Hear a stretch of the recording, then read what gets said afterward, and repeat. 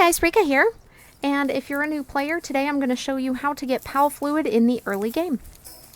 You're going to need PAL fluid for a whole bunch of things in the game, but to begin with, you're going to need it to build things like the hot springs in order to level up your base, and of course give your pals a nice place to rest. PAL fluid can be found on water-type creatures, so your best bet here is to go to the coast along the islands, which is going to be your lower level areas, and you're going to actually get more dropped if you tame the pals versus killing them.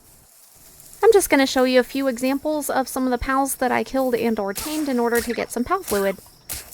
I do recommend taming rather than killing just because you're going to get some different passive abilities on each one that you tame. And of course later you're going to be building a condenser, which is going to allow you to basically absorb all of the souls of 4 pals of the same type into one in order to make it more powerful. The Marsh Island area is where I found a bunch of cellerays. They do tend to run away from you, so you might want to sneak up on them or come around at night when they're sleeping. But taming these is definitely going to give you a much bigger drop rate than actually killing them. If you're having a hard time finding the cellerays or you're just tired of chasing them, you can also look for the little blue duck-looking things, the flax. They are water types as well.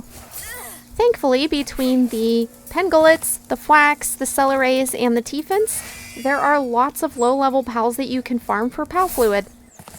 If you haven't yet ventured this far, don't worry. As long as you go down to the coast, you're going to see some of the pengullets at the very least. Because I'm trying to tame as many of these as possible instead of just killing them, I'm putting my mount away and doing, less damage, because if I have the Daydream and my, Dire Howl or, whatever other pal out, I do tend to kill them pretty quickly.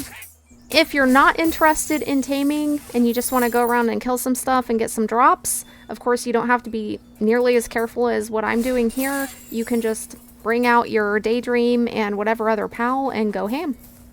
Their angry little faces are just so freaking adorable, aren't they? So if you didn't notice already, as I've been doing the tames versus killing, as soon as you get the tame, you get the drop as well. So you're kind of getting 2 for 1 if you tame versus just killing them. As far as I know thus far, based on my own gameplay and watching a whole bunch of videos from other creators, there doesn't seem to be a limit on how many pals you can tame, so you really don't have to worry about the space either. I'm just going to grab some PAL fluid from these tephins, which like to hang out around these trees in the Marsh Island area, and I will have more than enough PAL fluid for both the hot spring and a few other items. As always, thank you all for watching. Please do like and subscribe, and drop me a comment down below and let me know what kind of videos you'd like to see for Palworld.